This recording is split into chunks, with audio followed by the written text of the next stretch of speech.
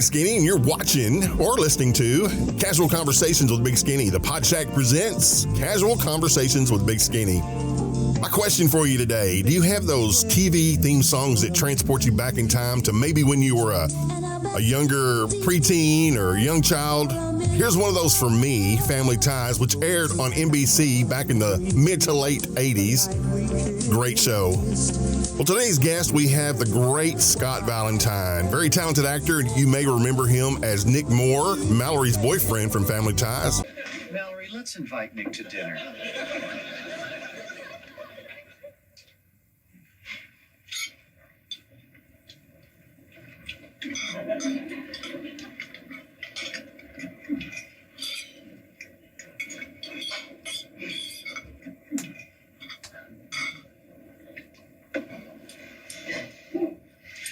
Hey, this is really nice. You guys eat like this all the time? You mean with utensils?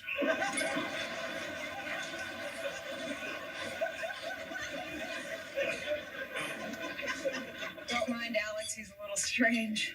Hey, he's all right. He's a cute little guy. He's just a little stiff is all. You know what you could use, Alex? No, what could I use, Nick? An earring.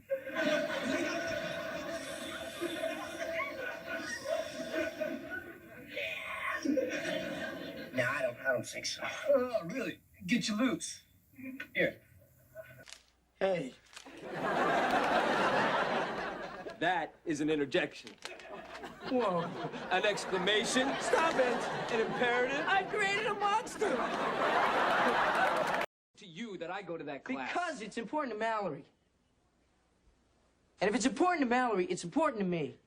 And if it's important to me, it's important to the world.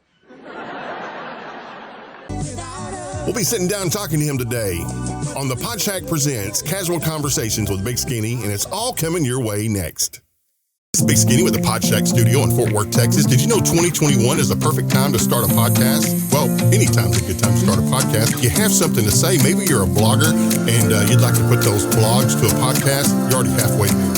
If you're someone who wants a place to record, the PodShack Studio located here in Fort Worth, Texas is a great place to come in and record your podcast. We've got state-of-the-art equipment, and we can help you edit it down as well. We also make sure that it gets to the platforms it needs to get to, such as Spotify, Apple, Google, Amazon, all those places, so that it gets out to the masses. Whether you're creating a video marketing campaign for social media or you're ready to create your own podcast, give us a call at 817-881-6361, 817-881-6361, or visit our website, bigskinnyvoiceovers.net. All right, Big Skinny here with you today. Man, I tell you what, it is a Tuesday night, man. I'm so lost. I don't even know what date it is. It's Tuesday night here in the Fort Worth, Texas, Dallas-Fort Worth Metroplex, and we are here with Casual Conversations with Big Skinny. And tonight's guest, we have the very talented actor, Scott Valentine. Everybody knows Scott from his days on Family Ties as Nick, but you know, there's so much more to the man than just Nick Moore. So tonight, are you agreeing with me there? Are you agreeing with me there, Scott? You know, I'm a little humbled by how you're introducing me, brother. That's all. You know, I'm a bright crimson. How's that lighting for you? It looks good, man. It looks good. You kind of like Casper the Ghost. I've got a new light coming, brother. Is that any better? Yeah, that looks good, man. You got some good color to you now. You know, okay. Kind of like me, man. You know, just pale skinned. Kind of goes with the gray hair.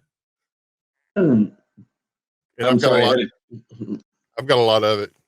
A lot of gray hair, brother. Hey, at least we got hair. You know, that's a good thing. So, how's New York tonight, man? It's a little chilly, brother. Little chilly. Little. I think it's about what is it here? I think it's 8 degrees. 8 degrees? Uh-huh. Oh my goodness gracious, brother. We're here. We hit a high of 60 today, which was short weather for Texas people. Kenny, I got 2 words for you, and they're not Merry Christmas. Okay. So how was supper tonight, man? What did y'all have for supper? We had some tilapia Okay. and some green beans and some asparagus, otherwise known as asparagus. So I'm trying to lose weight, brother. I've lost 14 pounds. I've got Awesome. another 24 to go. So, I'm fighting the good fight. Am I going to see you on a Jenny Craig commercial or Weight Watchers or anything like that? You found me out. There you go. I want to see the before and after, man. Dude. All right, here we go. Here's the grimace from McDonald's, and here we are now. That's me today, dude. That's I could lose 30 pounds and nobody even know. Get out of here! Come on. Seriously, man. Yeah. I can lose 30 pounds and it'd be like I can't see it. I can't see it. But, no, brother, I had open heart surgery 14 months ago. Yeah. And then I had I don't know if you know, I was run over by a truck years ago. Yeah, I heard about that. Yeah, hit, run over and dragged, and in 83 I had an artificial femur, hip, and part of my pelvis put in. And that had run its course, so I had a new one put in 8 months ago. Can I ask a question with that? Sure. Did you get the bionic eye with that? Did it all come together? No, but I did get the bionic penis. We can't talk about that on air, but it was a little, through the doctor, a couple extra Ben Franklins, and I'm like $1 million. Superman. Mm-hmm. So you had it redone. You had to have it reinstalled. And today, is it a little better quality than it was back in the day when you had it done the first time? Oh, much better. Much better. Funny thing is, when I had it done the first time, I wanted to get a specific one that was cementless, meaning that it was porous and the surface was incongruent and your bone grew to it and through it.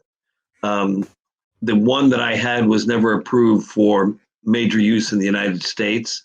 So when I was interviewing surgeons, I interviewed 41 surgeons before I found the right one to replace my replacement. And I'd go in, and some of the guys, they'd look at my x-ray. Back in the day, they'd take the x-ray and put it up in the whiteboard. Now it's all computerized, and they turn on the computer and they look and go, wow, I've never seen one of these. My God, this is interesting. My Lord. And I'm like, you know what? You're not the guy. You're not the guy. I'm out of here. So finally, on number 42, I found a great surgeon out in LA at Cedars-Sinai, Sean Roget. He did a phenomenal job.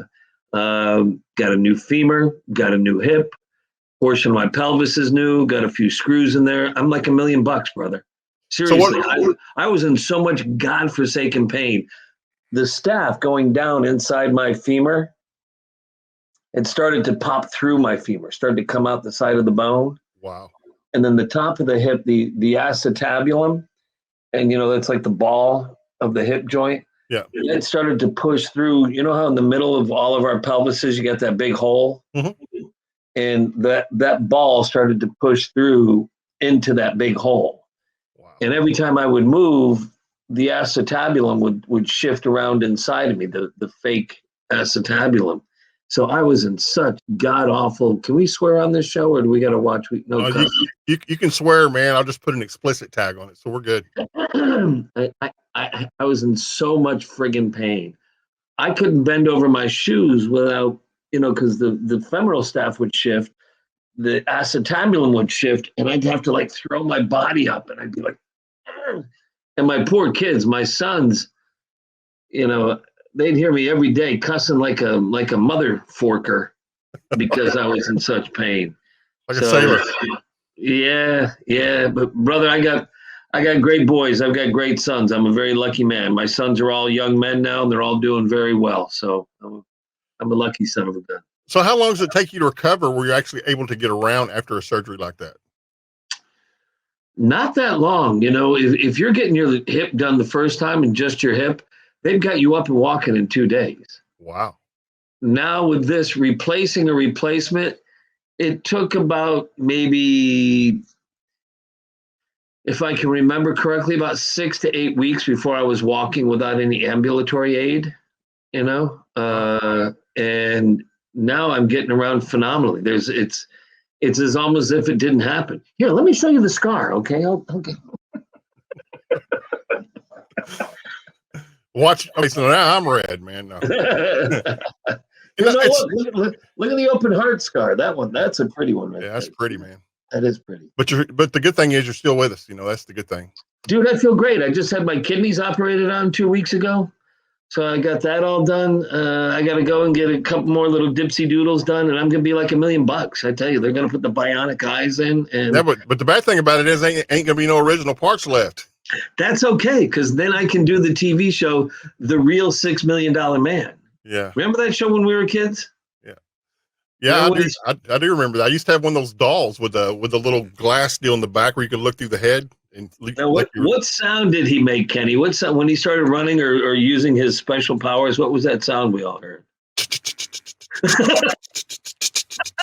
Yep, that was that, buddy. That was that. I watched it. I was a fan. High five, mofo! Way to go! That's it, baby. Heck yeah, man! I was a fan.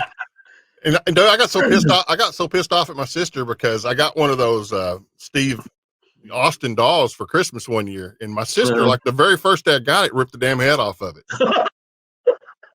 I'm like, that's a $6 million man. I can take his head off. I was disillusioned. He's worth about 50 cents. Oh yeah. Let me see if I'll take your head off. You won't be the $6 million girl, will you? But it's funny, or not funny, but it's interesting. You talk about having the hip replacement. I've got a good friend of mine that we're doing a podcast for that just had her hip all the way down from her hip amputated right before Christmas. And now she's to the point where she's going in for a prosthetic where she can, and I mean, they had to cut it where there wasn't nothing left. They had to build a flap or a stump just so that she'd have a place to put a prosthetic. But I mean, so, that's her whole leg is going to be a prosthetic. Whole leg. And that what's cool now is it's all it's got brains in it now where she's going to get a prosthetic that actually knows when to bend its knee, when to move the foot when they're stepping off a curb. I mean, it's some crazy, it's some like Android ass crap, man. So I mean, it's some crazy stuff, but yeah, I'm scared. I got a little bit, nervous there. But like I said, everybody has things that go on, and it's all how you deal with it. Take a guess how much my heart, if I had not had surgery, and I was just walking it off the street, and I was going to pay the rack rate. Take a guess how much it would have cost. Probably about $350,000 or more. Add $1 million to that. Oh my God! I saw the bill. That's outrageous. I mean, the cost of medical is outrageous. $1.3 million. $1.3 million. Jeez, oh Pete. My prostheses, my hip and femur and all that stuff, that was close to $700,000 if you did not have insurance. Jeez. What has happened in this country? Why is you can go and get the same. One of my best friends in the world, the guy I've been buddies with since I was in junior high school. He now lives over in Thailand. He's a former spook. And he got his knees done, I think in Thailand or in Vietnam. Great medical care. Doctors that were trained in America. And he said it cost him, I think, all in without insurance, $4,000. Holy crap. Yeah. That's cheap. That's cheap. That's cheap. Yeah. That's cheap. Well, I'm one of those fools that lost my job because of the pandemic. The company I was working for about a year ago, it'll be a year, April 7th, decided that things weren't going good. They needed to lay some people off. So I got let go, lost my insurance. And so we're in that, me and my wife are in that boat right now, not having insurance. But I called my doctor up. I do a yearly checkup, called them up, said, hey, what is the cash rate? And they told me what the cash rate was. So I'm like, it's fine, so I know what to pay when I go in there. And then when I, not even a month later, I'm getting a bill from them for my doctor's visit. And I'm like, you guys told me before we went in there what the price was. Now you're sending me another bill. I'm not getting it. I mean, they ran a test and we paid for the test, but what is this extra for? And it's ridiculous. I mean, the medical system is just, I don't know, man. It's just crazy. Have you ever looked at your line item bill when you go into the hospital or you go for a doctor's visit and look at what they charge for? One bill I looked at, and what I got charged for a friggin' ibuprofen, Advil, Motrin. Yeah. Like $32, $32. Jeez, I'm thinking, what is this, gold, like, encased ibuprofen? Yes. What is going on? Is this special ibuprofen you're giving me here? I mean, Yeah, it's crazy. It's crazy. And if you don't look at that bill, there's items on there that they're charging you for that you've never had done. Wow. Yeah. It's crazy, man. It's crazy. My fiance, she's a nurse. She went over to urgent care. She had, I can't remember what it was, but she got her bill back and she looks at it. She's going, and they're charging her for something. She goes, they didn't do this. I didn't have this done. And called up and talked to the billing. Oh, yes, you did. Absolutely. No, I'm a nurse. I was there. I know what the hell, what's what. It's just our medical system is way out of whack. Yes, sir, it is. Way out of whack. And there's too many people up in the ivory tower sitting in those glass encased offices that are pulling in 6-7 figures per annum, while other folks are in desperate need of medical care. And they are bilking the insurance companies, and that's why insurance is so freaking high, because they're charging outrageous amounts of money for these insurance companies to cover these procedures, and they know it's insane. Yeah, they know it's insane. Yeah, it's insane. So you got you got a fiance. Do you guys have a date set yet? September 23rd of this year. Yes, sir. Great, man. Great. It's going to be in New York. Where y'all having the wedding at? In New York. Second York. time around. Yeah. Yes. You know, this is the first place I've announced it publicly. So you're the first. You got the scoop, brother. Maybe I'm just the first one to ask the question. And I tell you where that comes from, because me and my wife we're both into the wedding field. I DJ weddings. I've been doing that since I got out of radio, and she's a event planner. So that's kind of the thing we do. Wedding thing. So that excites us whenever we hear people are getting married, because we've done so many over the years. I've been doing it since 2003, man. Been playing weddings for a long time, but it's a lot of fun, man. And you'll have a good time. Just make sure you get a good planner, because man, that will take so many headaches off of your wife or your fiance. We got a great planner. We went around, looked at a bunch of different places. This is my second time around the the merry-go-round. This is her second time around. We want it to be for us, for the sanctity of our relationship and our commitment to each other. Awesome. First time I got married, there was a lot of pomp and circumstance. And they say those weddings that have all the hoopla going on, the first time weddings, something like 65-70% of those end up in divorce. I agree. And I think a lot of the hoopla and the pomp and circumstances to take away from the real emotions that one or both of the parties are experiencing. And nothing against my ex-wife. I don't want to sit here and trash my ex-wife. No. She's a fine person. I've got 4 beautiful sons with her. You know, she's a very good person. It just wasn't right. Just wasn't right. That happens. Yeah. Well, me and my wife, we both come from 20 plus years of marriage each. I was married for 20 and she was married for 23. Wow. And just both of us were in bad situations, and both of us decided to leave.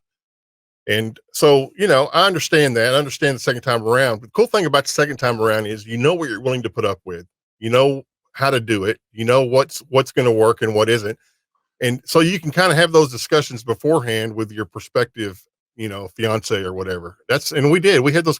I said, look, I can take anything except for this, because I had to deal with so much of this whenever. This is really what brother, you're preaching to the choir, because I was in 2 other relationships before I met Jennifer, and I knew I got to a certain point of like, oh, here's this again. I've heard this song before, and I know how this dance goes, and I am not staying around to hear the, to see the end of it. I'm out of here.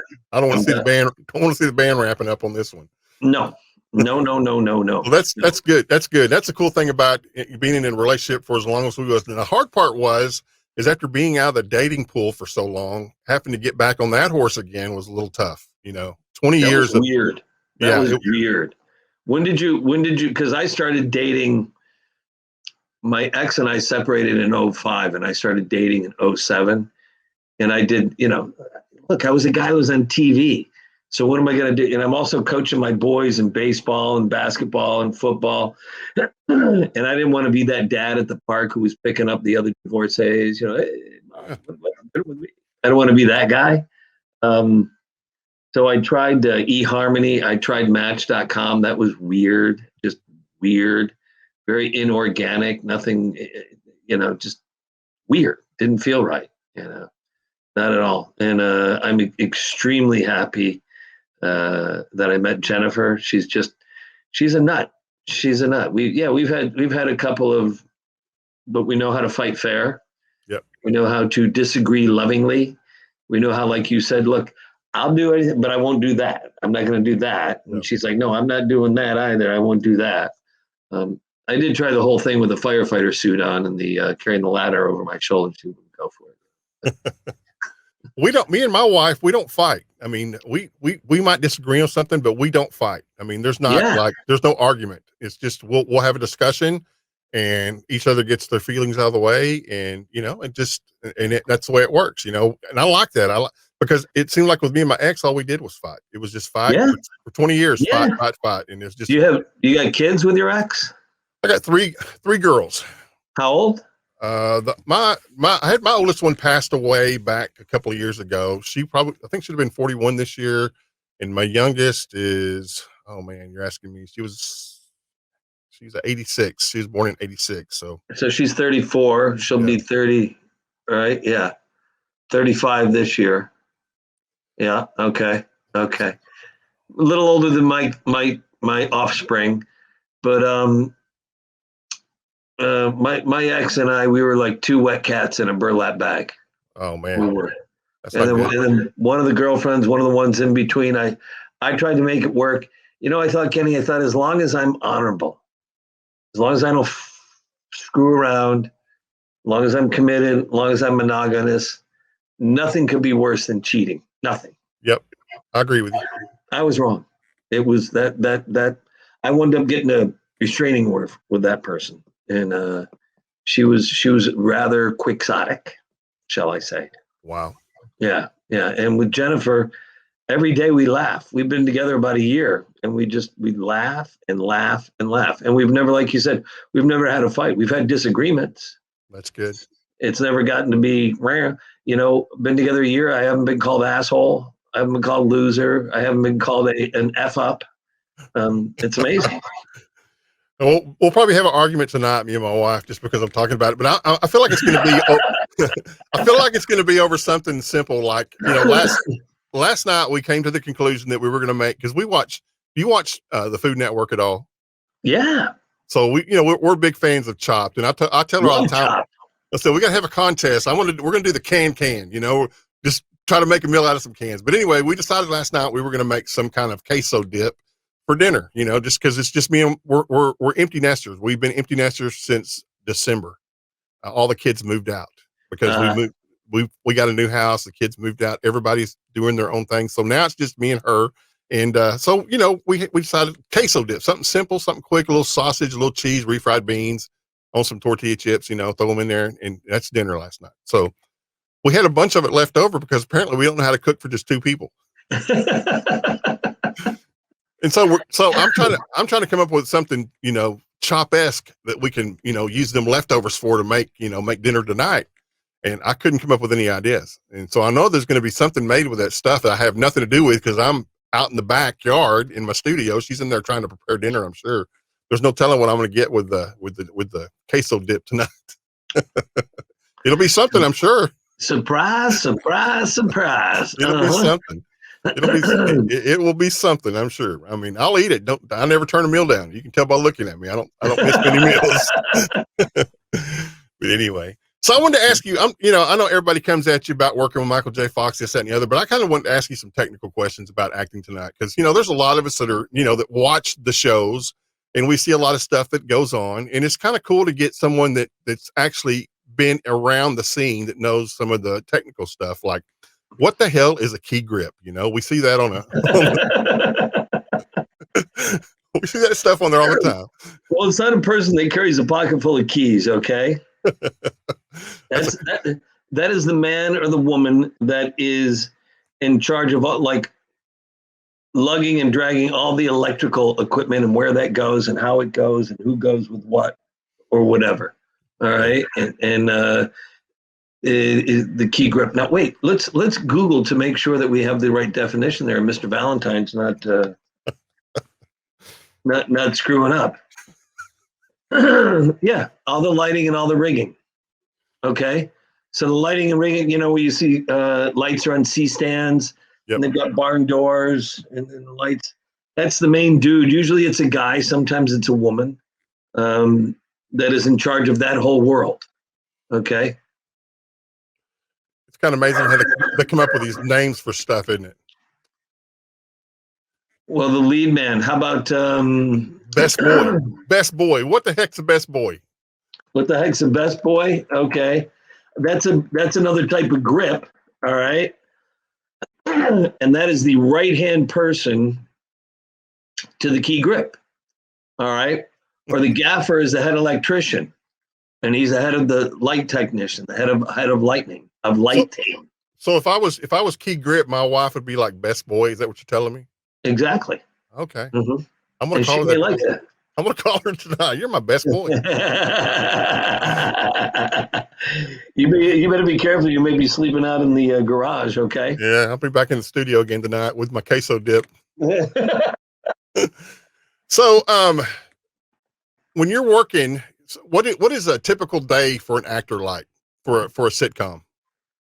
Oh, because I was going to say, what are we talking about? Are we talking about a 4-camera sitcom, or are we talking about a 1-camera sitcom, or are we talking about a movie or a TV show, or are we talking about a play? Because I've done all of them. Okay, so on Family Ties, was it a 4-camera sitcom, or was it 4-camera? So you have a proscenium. You're acting on a proscenium stage, which proscenium means that there's a almost like a picture frame. I'm trying to get the right frame here on the camera. Okay. Like if you're going to a live theater show. Yeah. And that area, just when it's not theater in the round, but it's just a flat stage, that proscenium is the area that separates the audience from the players, from the folks. And in a show like Family Ties, or like Cosby was, or like Seinfeld, I think Seinfeld may have been 4-camera, I don't remember. But there are 4 cameras, and those 4 cameras are moving perpetually with the actors, and each camera has a different thing to pick up, whether it's a single shot on one actor or a 2-shot on Kenny and Scott, or they're going to shoot, the whole world, and that's a master. They want to see the full room. And when you go in on a sitcom, typically it's a great gig for any actor because it's only a 5-day week. It's a really great actor for a guy like Valentine coming in on a show that's already established. Because we went in on Mondays, we read the script, and that was it. Then we went home. We read the script sitting at a table. All the writers are there, all the producers. They hear it. They see what works, what doesn't work. And they're like, okay, go home. And we're going to come back tomorrow morning. You're going to get rewrites tonight. Learn those rewrites. You go back the next morning, Tuesday morning. You sit at the table and you have a table read again. The writers and the producers are taking notes. And then they have you get up and you rehearse each and every scene that day. You may rehearse in order or you may rehearse out of order. They may do all the scenes in the living room first, then all the scenes in the kitchen, then all the scenes in whatever that support stage is, the variable for that week, whether it's a shoe store or an airport, loading area, whatever is featured in that week's script. And that's on Tuesday. Sometimes Tuesday they have you do a run through at the end of the day, very rarely, just because they want to see, again, how does it work? How's it playing? Go home. Wednesday morning, you come in again, not until 10 a.m. That's a very cushy life. You come in at 10, you do a table read, and then they're looking, again, you're going to rehearse everything. You do a table read, and then you do a rehearse of every scene throughout the day. And at the end of the day, you do a run through. For all the producers, all the writers, with the director, so they can see how it plays, what works, what doesn't work. The actors go home usually by 6, 7 o'clock at that time, and the writers stay until 10 o'clock, midnight, 1 in the morning. And, sometime at 10 o'clock, midnight, 1 in the morning, you get a ding dong at your door, and you go out and there's an envelope with all the new pages. And Thursday morning, you come in and once again, you do a table read, and then you camera block. So then there they have the cameras are now on the set, and they're setting up which cameras are getting which actors from which angle for each scene.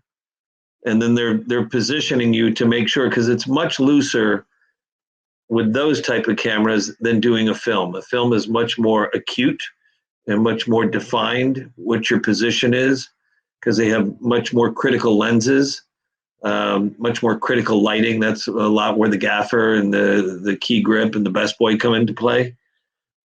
But doing that all day long camera blocking, right, with the cameras, and then at the end Thursday you do another run through with the cameras and they see how it plays. You go home and you come in the next day at about 11 o'clock. You go through hair and makeup on Friday, and you shoot the scenes without an audience from about noon till about 6 p.m. And you break for dinner at 6. You come back at 7, you get your makeup touched up and all that, and at 7:30 you do it in front of a live audience. And that's the best thing ever. I started out doing theater. I love theater. I love that what you do is what the audience gets. There's no fancy work with cameras. There's no fancy work with editing or music. There's music in a play, obviously. But what you do is what the audience gets. Whether you succeed or whether you completely screw up, that's what the audience gets. So you come back in front of a live audience, usually from 7:30 till about 9 o'clock at night on Friday. And then depending upon how well everybody did, you then do pickups. They tell the audience, thank you for coming. You can all go home. But if you want, you can stay in the audience and watch the actors do pickups. And usually there's still quite a few people in the audience. And you do little pieces of scenes where maybe the camera was out of place, or maybe the actor got the line wrong, or maybe an actor was out of place and they blocked another, they crossed like this and blocked the other actor's shot. And on Family Ties, a show like that, I was very lucky. You're working with Michael Fox, Meredith Baxter Birney, Michael Gross, Justine Bateman, Tina Yothers, Mark Price, Courtney Cox. They're all consummate professionals. They all knew what they were doing. So our pickups, usually we were out of there by 10 o'clock at night. And by the last year of Family Ties, we didn't even go in on Monday. We had Mondays off. You went in Tuesday, you did a table read. Maybe you did a walkthrough, maybe you didn't. And then if typically you do a table read and they'd say, go home. You come back in on Wednesday. You had a 4-day week. It was a very, very, very easy life for an actor, getting paid a lot of money. Whereas if actors that do a one-camera show, shows like whatever, Miami Vice, St. Elsewhere, Hill Street Blues, things that look like a film. Yeah. Those, especially with film, when they were shooting mostly on 16 millimeter, not 35 millimeter, and you're shooting film, it's a lot slower. It's a lot laborious. It's if we're shooting this scene of you're there and I'm there and we're talking, you can do a big master shot, but then you have to pop in and get all the single shots on Valentine, then get all the single shots on Pope, reset the lights, reset the furniture to be able to make the camera to be able to move where it is. Is the camera going to be stationary? Is this camera going to be on a dolly track, which looks like a little railroad track that you move along? Or is the camera on a boom? Is it on a jib arm that goes up and down quicker? Or is it a steady cam and the camera operator's got literally looks like a spacesuit on with this hydraulic arm on it where the camera's on it and goes back and forth? So those shows typically, the cheaper hour shows that are one camera, they shoot them out in maybe 6 days. Shows that were much bigger budgets like Sopranos was, they'd take 10 days to shoot that out. Shows now like Walking Dead, that's a one camera film show, but they don't do film anymore. It's all shot on digital. So digital's fascinating because you're not changing camera, you're not changing film mags out. Right there, you're saving time. At the end, when a film mag is done, the first AC, the first assistant camera, has to take the mag off. They've got to check what's it called? Check the inside the camera. They got to make sure that there's no like hair on there. There's no fuzzy. I can't remember what the term is. Is it clean? Okay, it's good. We can move on. Now on digital, when you run out of space, you just change your external hard drive. Put your SD card in there. Yeah, and it's a big one, but it's, relatively speaking, yes, that's what it is. And the lighting that is needed, a lot less lighting. And to camera lenses, when you do one camera film, whether it's a film or a TV show, you're changing from an 18 lens to a 25 to a 50 to an 85 to 100.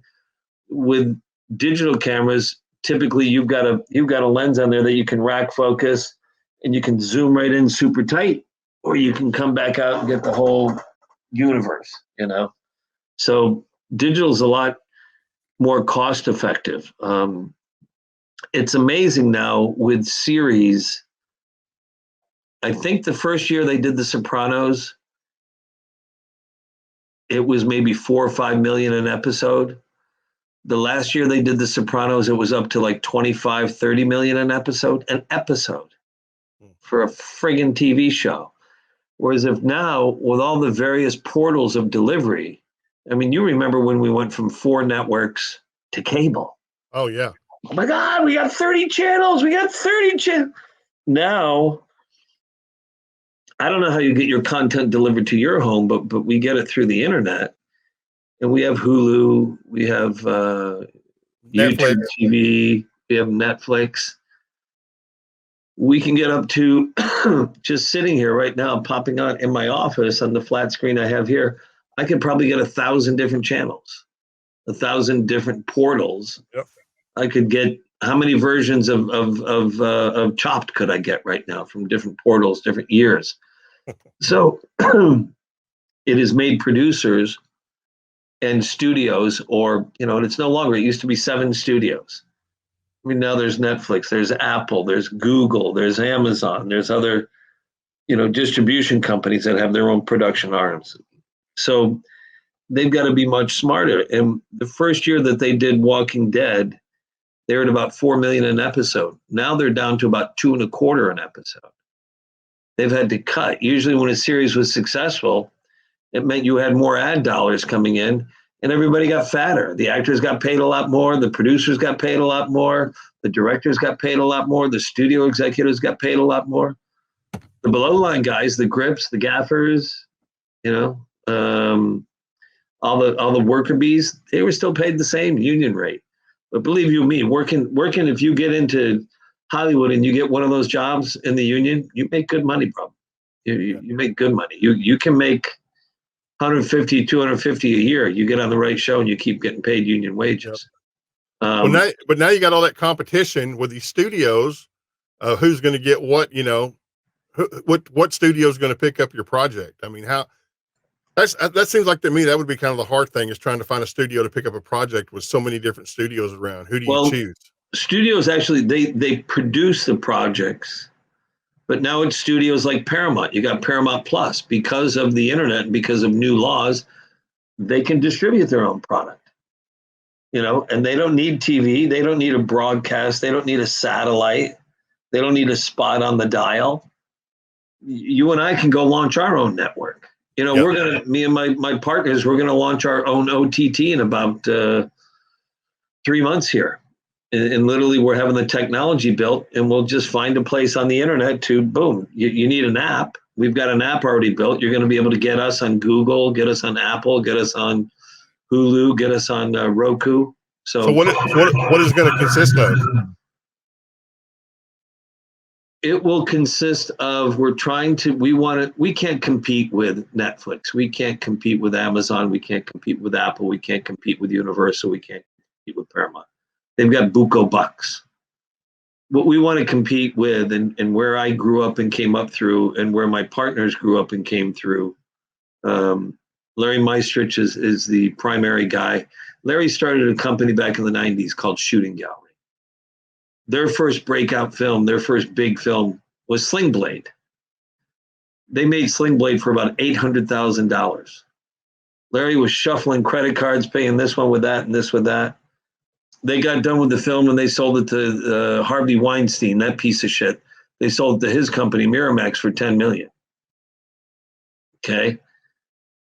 Today, you could make Sling Blade probably for $250,000 with the equipment that exists, and you don't need a Miramax. You can go and put it on portals yourself. Yep. So what ours will exist of, we want to be a home for independent filmmakers, independent content makers. Back when you made an independent film pre-streaming, you had to get distribution. You had to have a theatrical agreement. You had to have an agreement for VHS or for DVDs. You had to work to get your film out there, and there's a way that you could work to make sure your film was seen or known to the proper audience. Now you sell initially a lot of filmmakers were happy. They're like, oh, I sold my film to Netflix. I got my money back and I made a little bit of money. I'm happy. I'll go to the next one. And they were happy. Their investors were happy. But on Netflix controls, you've got Netflix, right? Yes, sir.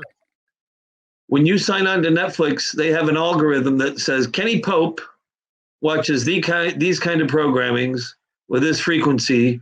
So we're going to show him these 400 to 500 titles. And that's all you're going to see. Unless you've got the codes for Netflix and you know how to plug in and get different codes. Netflix controls about 25, 30,000 titles. And they're only showing you and other viewers 400, 500. So there's a lot of great films that a lot of people worked very hard. That put a lot of time in creatively, put a lot of time in, manual labor wise, that never gets seen. And it's more so just so Netflix can say, we've got 25,000 films.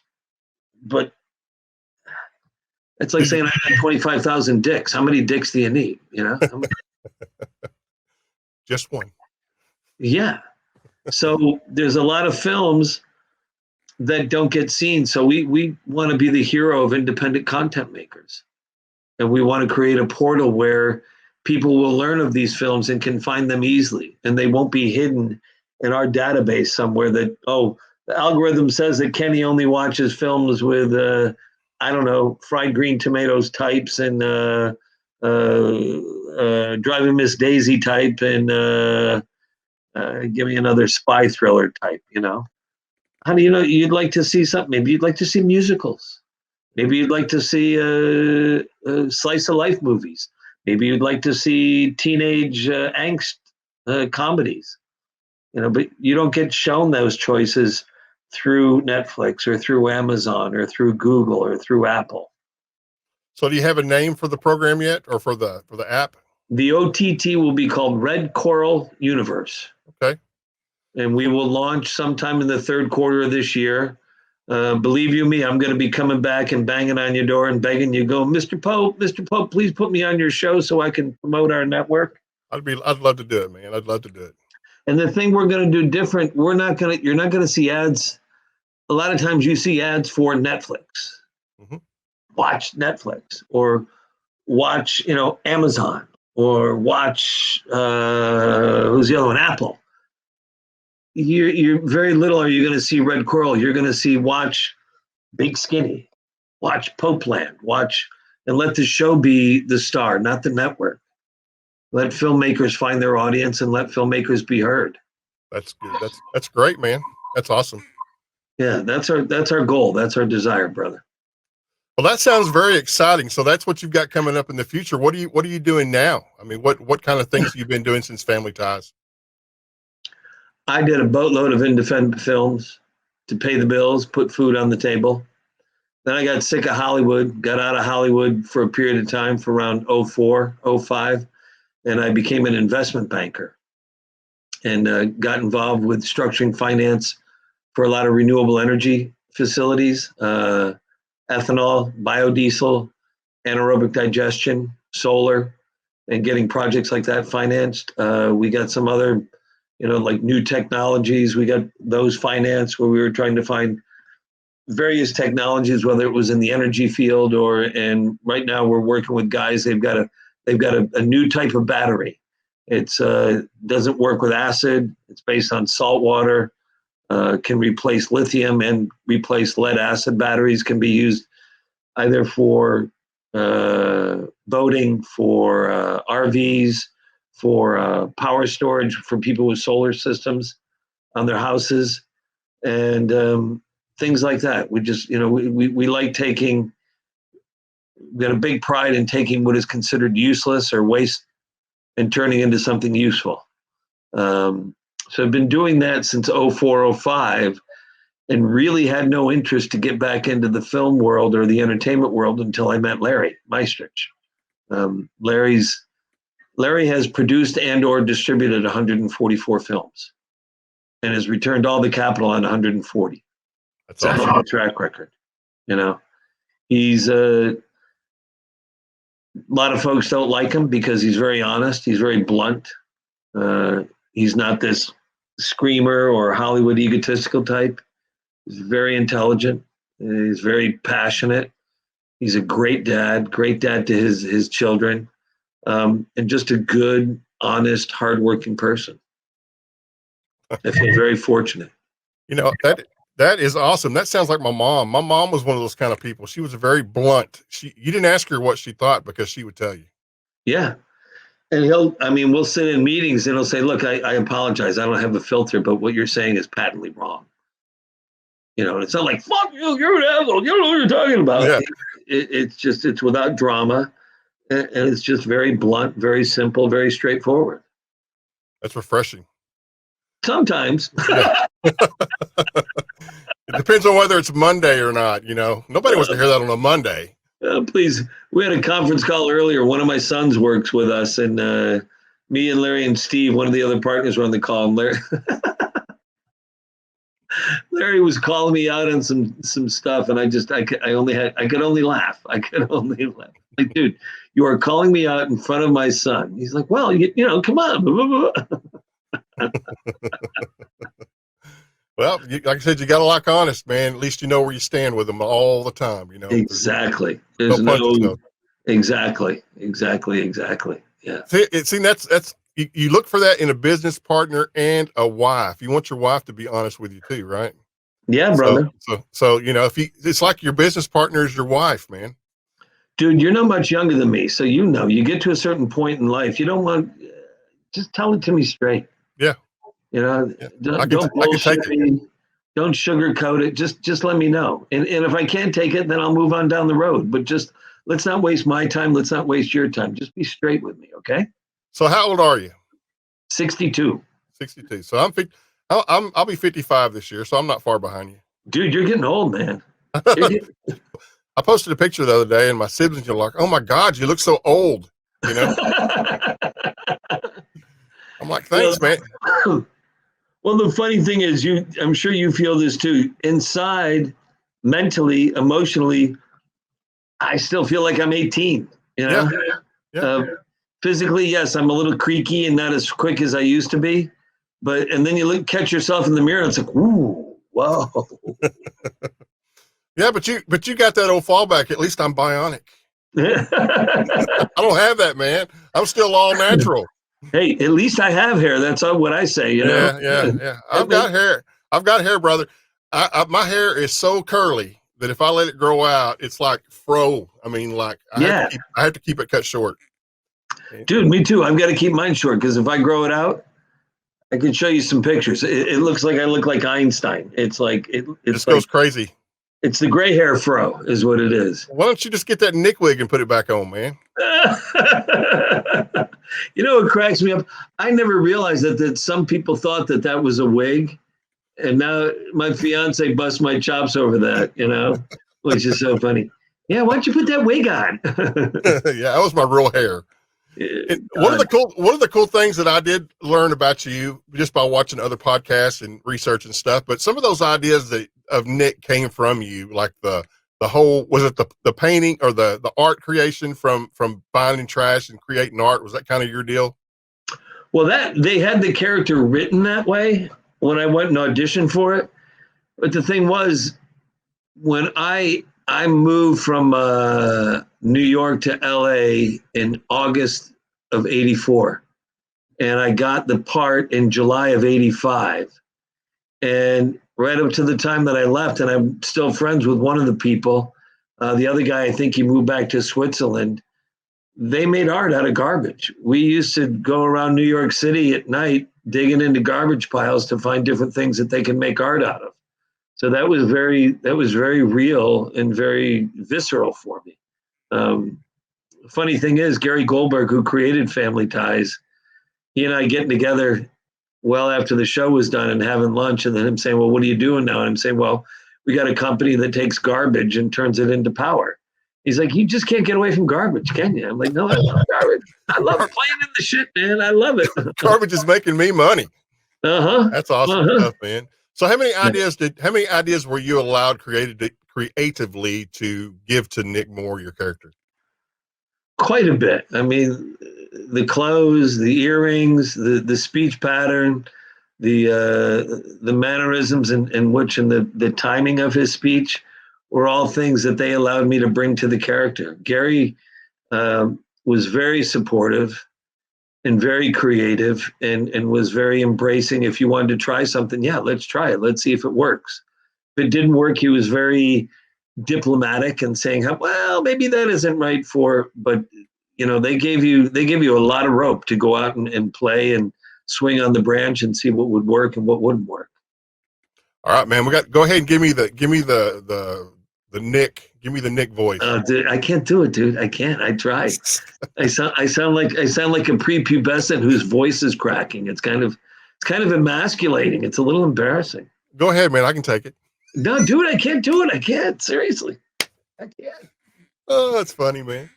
Feel emasculated, huh? Dude, you ain't felt nothing yet. You're fixing to get married. maybe you'll get it back then. That's greatness, brother. That's greatness, man. I'm excited for your new project though, and I can't wait for it to come out. And man, I tell you what, we'll get it on the old Roku. I got my big old 65-inch Roku. We'll throw it on there, man. Yeah, dude. Look, Red Coral Universe. Okay. Yep. We'll make sure that we push it out there for you. And if you need anybody to help you get the word out, give me a holler, man. We'd love to help you with that as well. Dude, I want to come back and we shoot the proverbial bull again. Okay. You bet. And right. my phone's open anytime, brother. You want to call and just chat. Okay, cool. I told you when I'm coming down to Fort Worth, we're going out. We're going to eat lots of food. All right. Well, nah, you're talking my language now, man. So that's that's the kind of podcast I need to do. And me and my wife are going to be working on something like that. We had a plan. We were going to do a podcast. We were going to visit all these little restaurants. We were going to do a podcast, me and her. We have such great rapport. We can make each other laugh. I mean, it's just, we have really good rapport. And that's what we were going to do. The pandemic comes where nobody can go to restaurants, and that just screwed the whole thing up. So we're waiting for the pandemic is going to be over soon. Yeah. We have, I think, have gotten a hold of it with these new vaccines that we have. And I think we should talk about that. Maybe that's a show we could throw on the OTT. Yeah, we'd love it, man. Like I said, I'm a food nut, man. We both love to cook, and like, I'm a talker. You can tell I'm a talker, but I like doing things a little bit different. We could have come on here tonight. We could have just talked about your career and stuff, but people are more than just their career. People need to know who the person is behind that's what I'm about. I love it, dude. Love it. You're a good man. All right, brother. Well, look, man, thank you so much for tuning in. Thank you for tuning in and sitting in. I appreciate it. I appreciate you sitting down tonight. I know it's late for you guys on the East Coast, and look at me. I mean, you're putting me on a diet tonight, dude. I haven't eaten dinner yet. So you got to feel good about that. I haven't had my 5 helpings of supper yet. So you got to feel great about that. Okay. But Kenny, man, thank you so much, Bubba. Thank you so much. I love your work, brother. Keep doing all the good stuff. We'll be in touch, and think about it. I'm dead serious. We should get you and your wife to do that show about the restaurants. Yeah. And put it on our OTT. Come talk to me, brother. We'll make it happen. Okay. Beautiful. All right, we'll talk to you. Boom. Bye. All right. Bye-bye. You've been enjoying the PodShack Presents Casual Conversations with Big Skinny.